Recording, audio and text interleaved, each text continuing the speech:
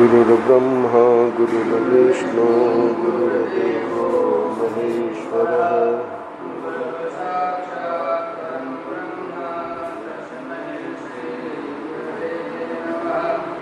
रामं रामानुजं सीतां भरतं भरतानुजं सुग्रीवं वायुसूनुं च प्रणमामि पुनः पुनः। नमोऽस्तु रामाय सलक्ष्मणाय देव्यै च तस्यै जनकात्मजायै। नमोऽस्तु रुद्रेन्द्रयमानिलेभ्यो नमोऽस्तु चन्द्रार्कमरुद्गणेभ्यः। नारायण नारायण नारायण नारायण। वाल्मीकि रामायण के सुंदरकांड का प्रसंग चल रहा है। कल हम लोगों ने श्रवण किया हनुमान जी का समुद्र को लांघकर जाम्बवान और अंगद आदि सुहृदों से मिलना। ये 57वें अध्याय का विषय है। तो अभी लैंडिंग नहीं हुई है, तो पहुंच गए हैं। निशम्य नदतो नादम वानरास्ते समन्ततः बुभुहु उत्सुकाः सर्वे सुहृद दर्शन कांक्षण।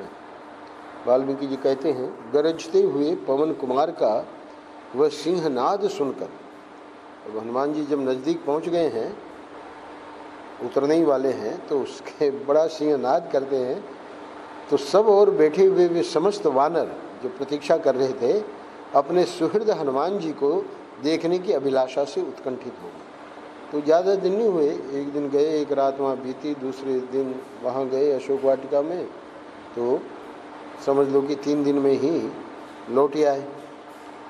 वानर भालुओं में श्रेष्ठ जाम्बवान के मन में बड़ी प्रसन्नता हुई।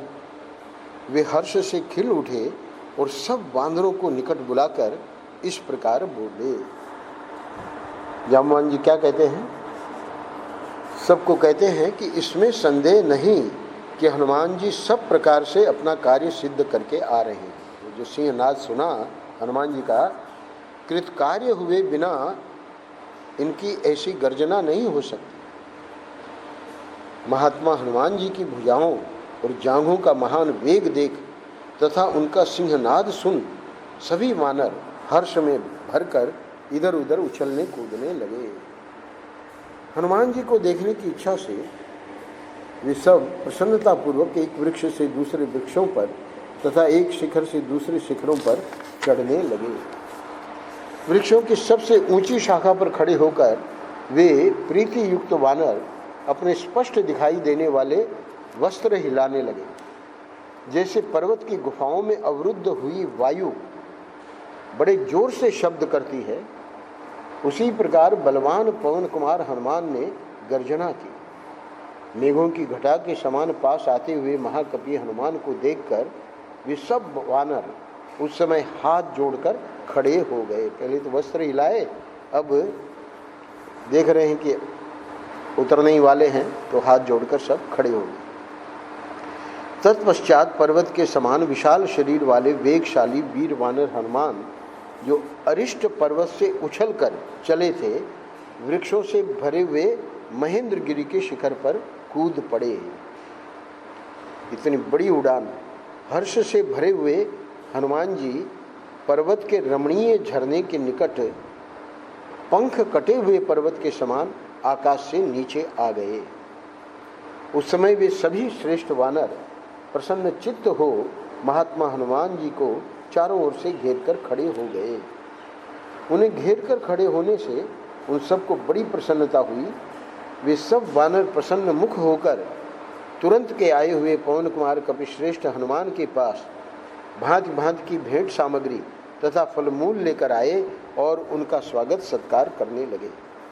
कोई आनंद मग्न होकर गरजने लगा, कोई किलकारियां भरने लगे और कितने ही श्रेष्ठ वानर हर्ष से भरकर हनुमान जी के बैठने के लिए वृक्षों की शाखाएं तोड़ लाए। वर्णन करते हैं वाल्मीकि जी कि महाकपि हनुमान जी ने जाम्बवान आदि वृद्ध गुरुजनों तथा कुमार अंगद को प्रणाम किया। फिर जाम्बवान और अंगद ने भी आदरणीय हनुमान जी का आदर सत्कार किया तथा दूसरे दूसरे वानरों ने भी उनका सम्मान करके उनको संतुष्ट किया। तत्पश्चात उन पराक्रमी वानर वीर ने संक्षेप में निवेदन किया। एक वाक्य, क्या? मुझे सीता देवी का दर्शन हो गया। तदनंतर वाली कुमार अंगद का हाथ अपने हाथ में लेकर हनुमान जी महेंद्रगिरी के रमणीय वन प्रांत में जा बैठे और सबके पूछने पर उन वानर शिरोमणियों से इस प्रकार बोले। क्या बोले? जनक नंदिनी सीता लंका के अशोक वन में निवास करती हैं, वहीं मैंने उनका दर्शन किया है। अत्यंत भयंकर आकार वाली राक्षसियां उनकी रखवाली करती हैं। साध्वी सीता बड़ी भोली भाली हैं, वे एक वेणी धारण किए वहाँ रहती हैं और श्री रामचंद्र जी के दर्शन के लिए बहुत ही उत्सुक हैं। उपवास के कारण बहुत थक गई, दुर्बल और मलिन हो रही हैं तथा उनके केश जटा के रूप में परिणत हो गए। उस समय जो वाक्य कहा था सीता का दर्शन हो गया, यह वचन वानरों को अमृत के समान प्रतीत हुआ। यह उनके महान प्रयोजन की सिद्धि का सूचक था। हनुमान जी के मुख से यह शुभ संवाद सुनकर सब वानर बड़े प्रसन्न हुए। कोई हर्षनाद और कोई सिंहनाद करने लगे, दूसरे महाबली वानर गर्जने लगे, कितने ही किलकारियां भरने लगे और दूसरे वानर एक की गर्जना के उत्तर में स्वयं भी गर्जना करने लगे। बहुत से कपिकुंजर हर्ष से उल्लसित हो अपनी पूंछ ऊपर उठाकर नाचने लगे। कितने ही अपनी लंबी और मोटी पूंछें घुमाने या हिलाने लगे। कितने ही वानर हर्षोल्लास से भरकर छलांगे भरते हुए पर्वत शिखरों पर वानर शिरोमणि श्रीमान हनुमान को छूने लगे। हनुमान जी की उपयुक्त बात सुनकर अंगद ने उस समय समस्त वानर वीरों के बीच में यह परम उत्तम बात कही। अंगद क्या कहते हैं? हे वानर श्रेष्ठ, बल और पराक्रम में तुम्हारे समान कोई नहीं है, क्योंकि तुम इस विशाल समुद्र को लांघकर फिर इस पार लौट आए। हे कपि शिरोमणि, एकमात्र तुम ही हम लोगों के जीवन दाता हो। तुम्हारे प्रसाद से ही हम सब लोग सफल मनोरथ होकर श्री रामचंद्र जी से मिलेंगे। अपने स्वामी श्री रघुनाथ जी के प्रति तुम्हारी भक्ति अद्भुत है। तुम्हारा पराक्रम और धैर्य भी आश्चर्यजनक है। बड़े सौभाग्य की बात है कि तुम श्री रामचंद्र जी की यशस्विनी पत्नी सीता देवी का दर्शन कर आए। अब भगवान श्री राम सीता के वियोग से उत्पन्न हुए शोक को त्याग देंगे, यह भी सौभाग्य का ही विषय है। अब इन लोगों को कुछ नहीं पता कि और क्या क्या कर आए, तो जाम्बान जी अगले अध्याय में पूछेंगे। तत्पश्चात सभी श्रेष्ठ वानर समुद्र लंघन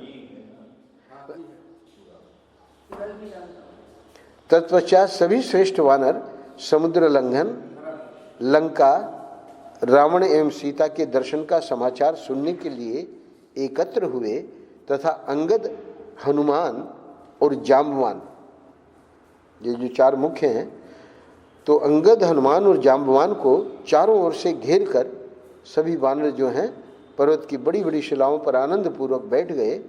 वे सब के सब हाथ जोड़े हुए थे और उन सब की आंखें हनुमान जी के मुख पर लगी थी। 57वां अध्याय पूरा हो रहा है, 2 श्लोक हैं। जैसे देवराज इंद्र स्वर्ग में देवताओं द्वारा सेवित होकर बैठते हैं, उसी प्रकार बहुतेरे वानरों से घिरे हुए श्रीमान अंगद वहां बीच में विराजमान हुए। मुख्य अंगद ही हैं। कीर्तिमान एवं यशस्वी हनुमान जी तथा बाहों में भुजबंद धारण किए अंगद के प्रसन्नतापूर्वक बैठने से वह ऊंचा एवं महान पर्वत शिखर दिव्य कांति से प्रकाशित हो उठा। अब ये जो 58वां अध्याय है, इसमें 160 श्लोक हैं, उससे भी ज़्यादा है बल्कि, और ये यानी 58 अध्याय जो हम कर चुके हैं, क्योंकि हनुमान जी ने जब उड़ान भरी है वहीं से सुंदरकांड शुरू हुआ, तो अब जामवान जी पूछेंगे तो हनुमान जी वहाँ से और अब तक ये 97वें अध्याय के अंत तक का पूरा एक अध्याय में वाल्मीकि जी ने संक्षेप में मानो सुंदरकांड क्या कह रहे हैं।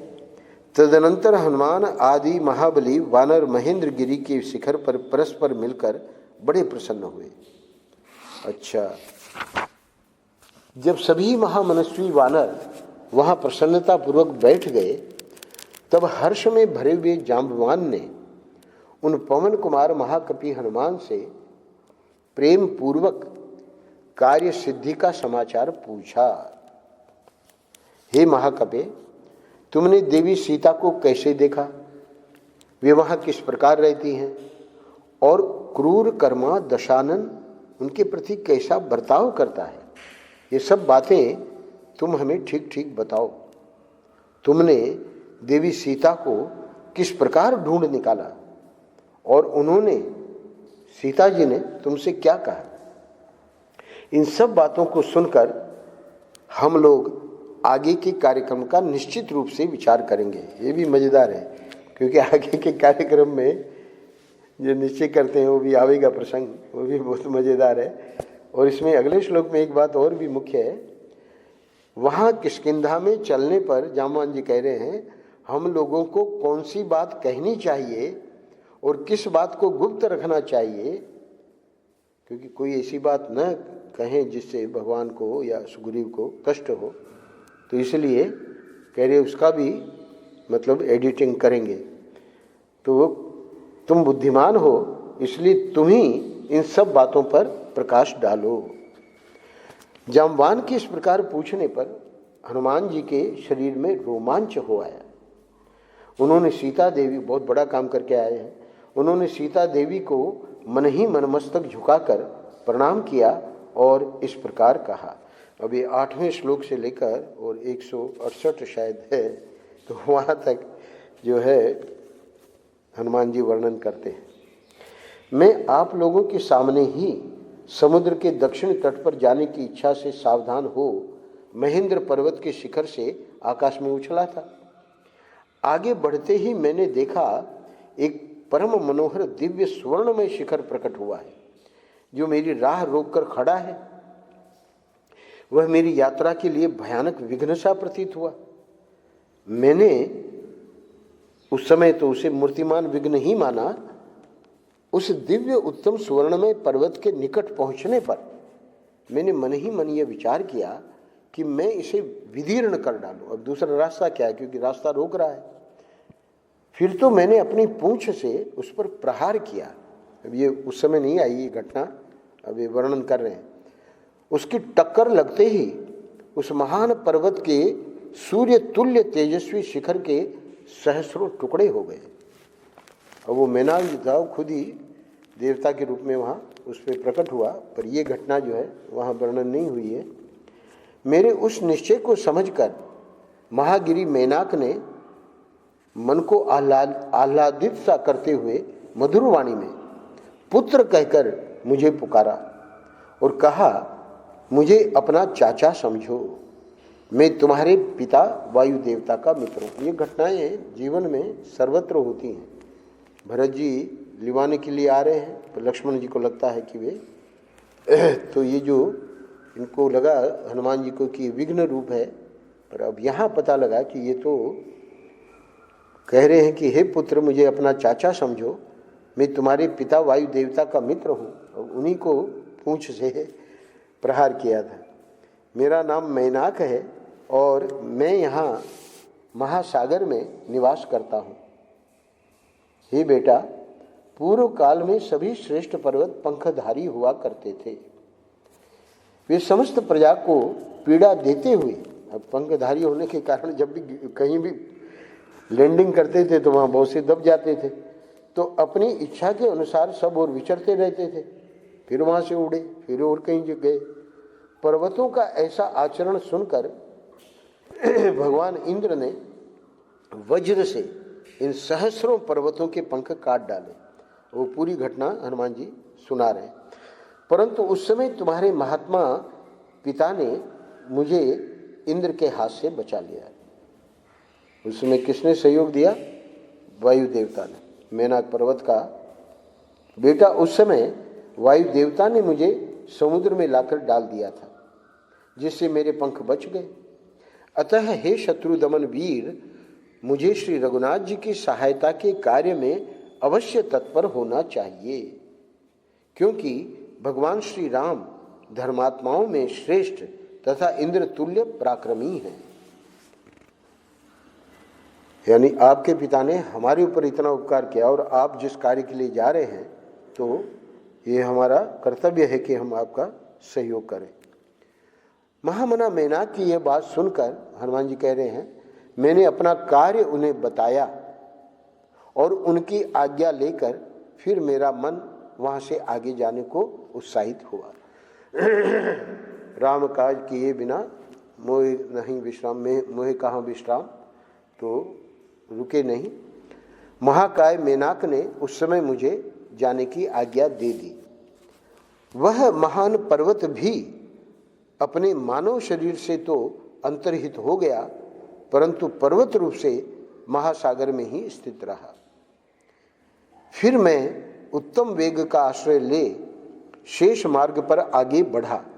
घटनाएं सब हम लोगों को पता है, पर हनुमान जी इन लोगों के लिए वर्णन कर रहे हैं।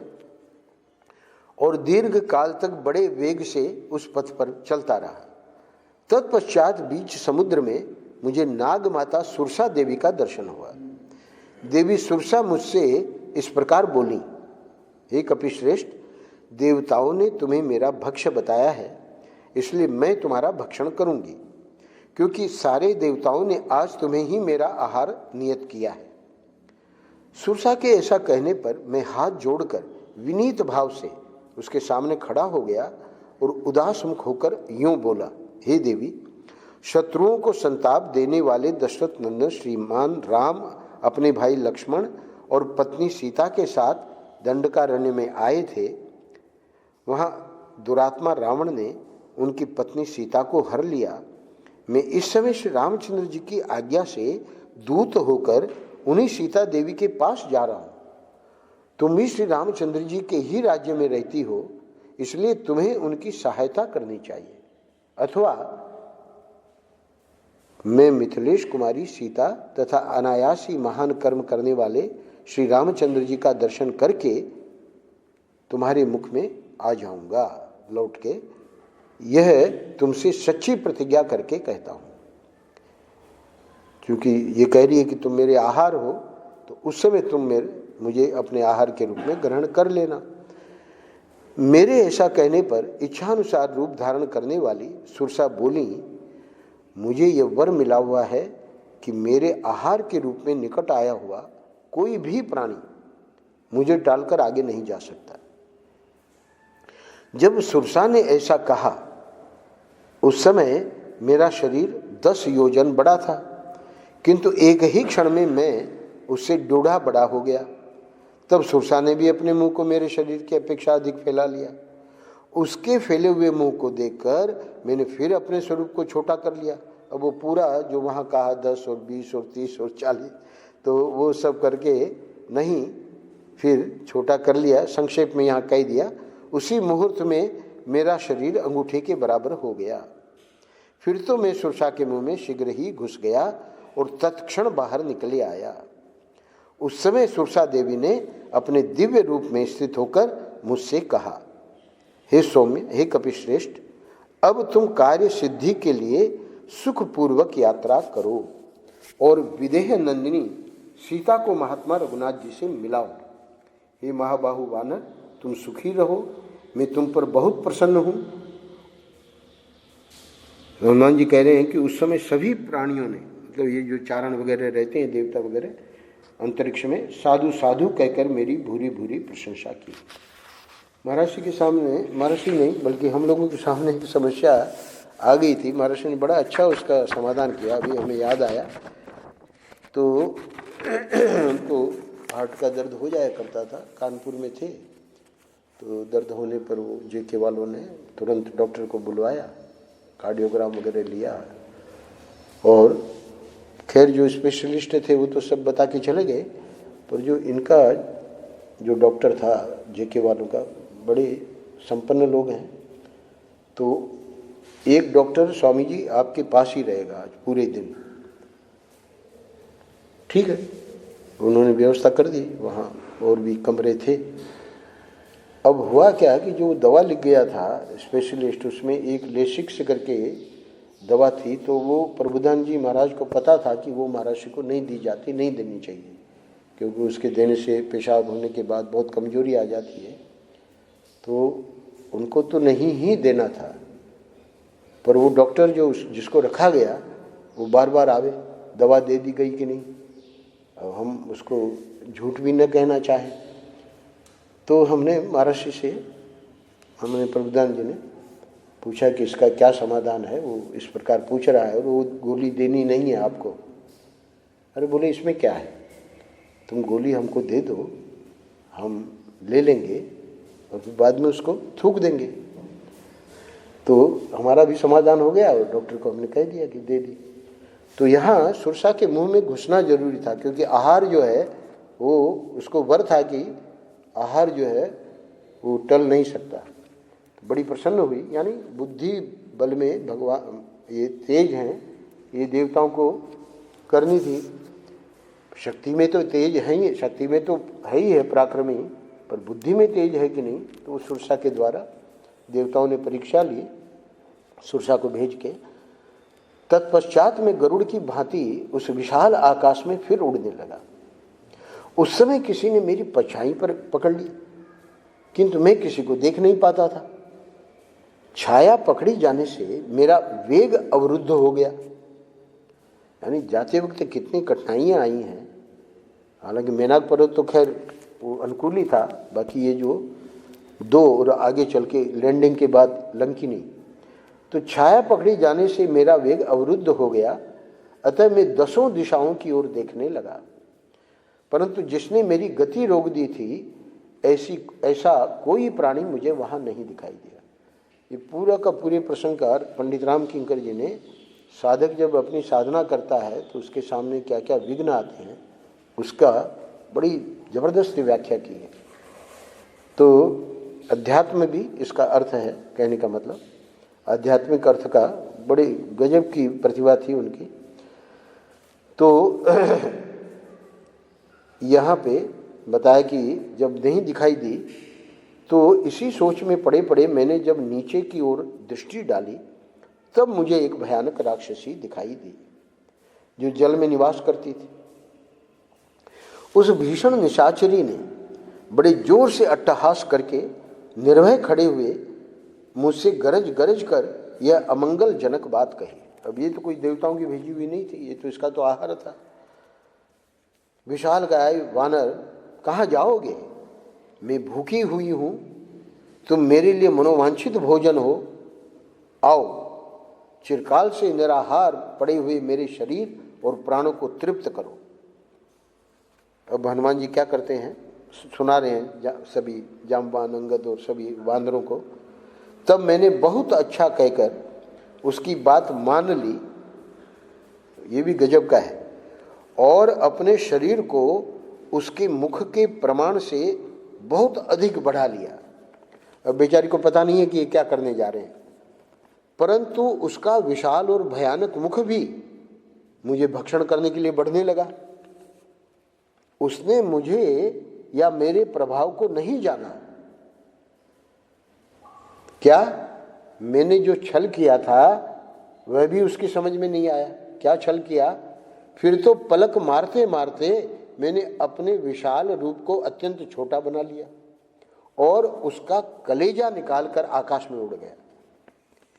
मेरे द्वारा कलेजे के काट लिए जाने पर वहाँ पहले तो आया कि मर्म स्थान पे चोट लगाई, पर यहाँ विस्तार में कह रहे हैं कि मैंने उसका कलेजा ही निकाल लिया, और अब जब कलेजा ही कट गया तो हार्ट अटैक हो गया। पर्वत के समान भयानक शरीर वाली वह दुष्टा राक्षसी अपनी दोनों बाहें शीतल हो जाने के कारण समुद्र के जल में गिर पड़ी। उस समय मुझे आकाशचारी सिद्ध महात्माओं की यह सौम्य वाणी सुनाई दी। अहो, इस सिंहिका नाम वाली भयानक राक्षसी को हनुमान जी ने शीघ्र ही मार डाला। यानी आकाशचारी जो सिद्ध महात्मा चारण वगैरह देवता, उनको आश्चर्य हुआ। उसे मारकर मैंने फिर अब अगली यात्रा, आगे की यात्रा, अपने उस आवश्यक कार्य पर ध्यान दिया जिसकी पूर्ति में अधिक विलंब हो चुका था। उस विशाल मार्ग को समाप्त करके मैंने पर्वतमालाओं से मंडित समुद्र का वह दक्षिण किनारा देखा जहां लंकापुरी बसी हुई है। सूर्यदेव के अस्ताचल को चले जाने पर मैंने राक्षसों की निवास स्थान भूता लंकापुरी में प्रवेश किया, किंतु वे भयानक पराक्रमी राक्षस मेरे विषय में कुछ भी जान न सके। मेरे प्रवेश करते ही प्रलय काल के मेघ की भांति काली कांति वाली एक स्त्री अट्टहास करती हुई मेरे सामने खड़ी हो गई। बहुत जबरदस्त सिक्योरिटी थी रावण की लंकापुरी की। तो उसके सिर के बाल प्रज्वलित अग्नि के समान दिखाई देते थे। वह मुझे मार डालना चाहती थी।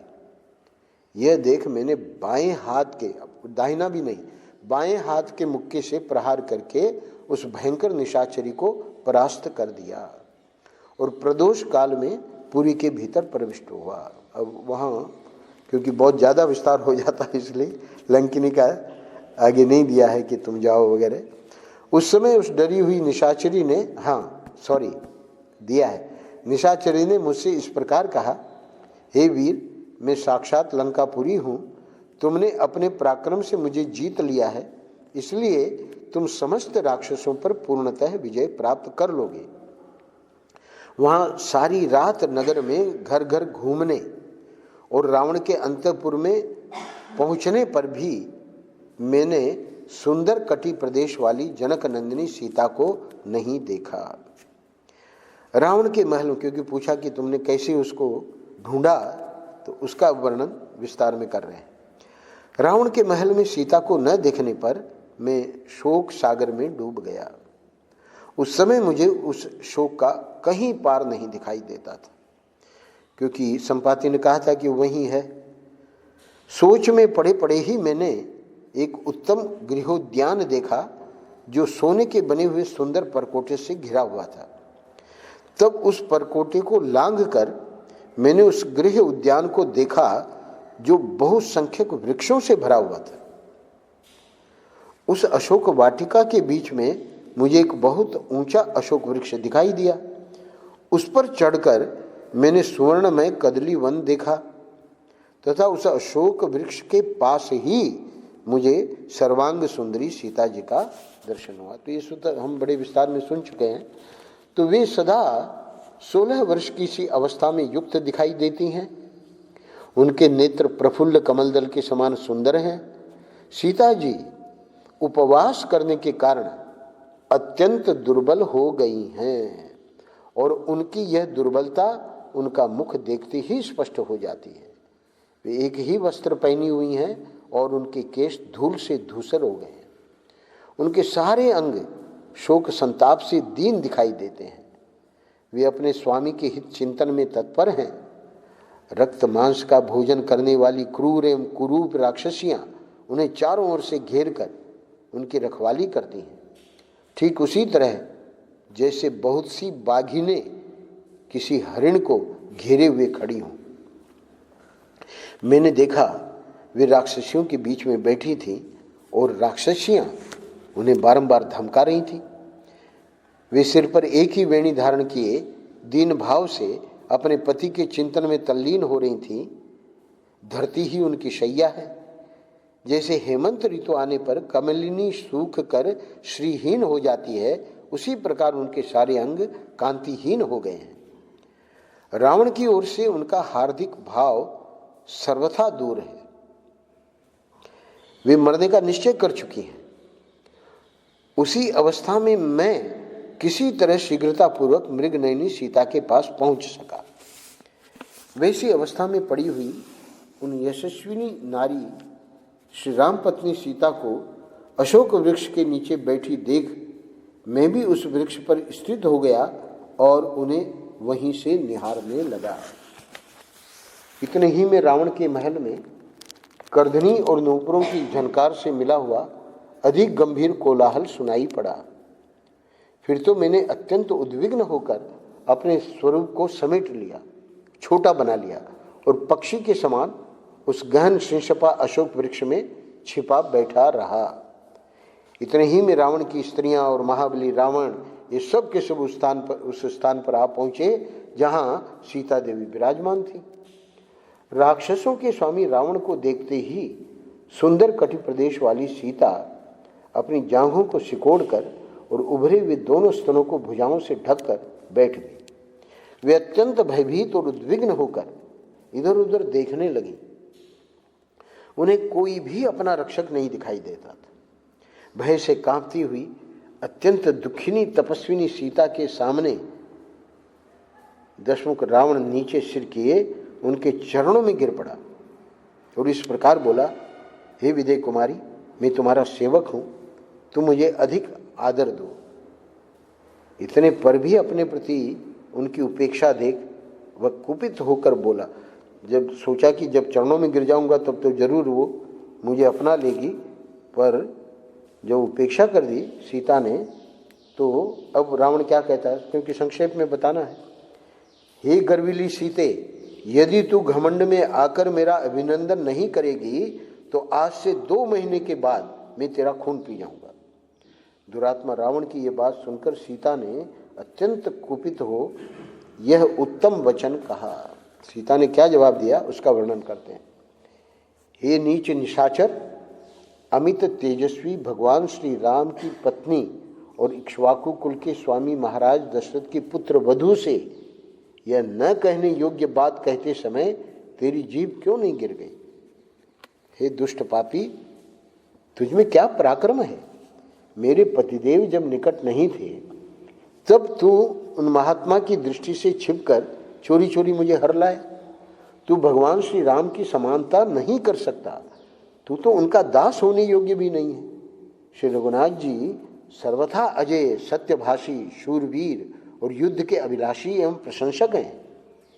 जनक नंदिनी के ऐसी कठोर बात कहने पर दशमुख रावण चिता में लगी हुई आग की भांति सहसा क्रोध से जल उठा और अपनी क्रूर आंखें फाड़ फाड़ कर देखता हुआ दाहिना मुक्का तान कर मिथिलेश कुमारी को मारने के लिए तैयार हो गया। यह देख उस समय वहां खड़ी हुई स्त्रियां हाहाकार करने लगी। इतने ही में उन स्त्रियों के बीच से उस दुरात्मा की सुंदरी भार्या मंदोदरी झपट कर आगे आई, क्योंकि वो तो मुक्का मार ही देता, और उसने रावण को ऐसा करने से रोका। साथ ही उस काम पीड़ित निशाचर से मधुर वाणी में, अब मंदोदरी ने क्या कहा उसको भी संक्षेप में, हे महेंद्र के समान पराक्रमी राक्षस राज पति को कह रही है, सीता से तुम्हें क्या काम है? आज मेरे साथ रमण करो। जनक नंदिनी सीता मुझसे अधिक सुंदरी नहीं है। हे प्रभु, देवताओं, गंधर्वों और यक्षों की कन्याएं हैं, इनके साथ रमण करो। सीता को लेकर क्या करोगे? तदनंतर वे सब स्त्रियां मिलकर उस महाबली निशाचर रावण को सहसा वहां से उठाकर अपने महल में ले गई। दशमुख रावण के चले जाने पर विकराल मुख वाली राक्षसियां अत्यंत दारुण क्रूरता पूर्ण वचनों द्वारा सीता को डराने धमकाने लगी। वो भी हम लोग विस्तार में सुन चुके हैं, परंतु जानकी ने उनकी बातों को तिनके के समान तुच्छ समझा। उनका सारा गर्जन तर्जन सीता के पास पहुंचकर व्यर्थ हो गया।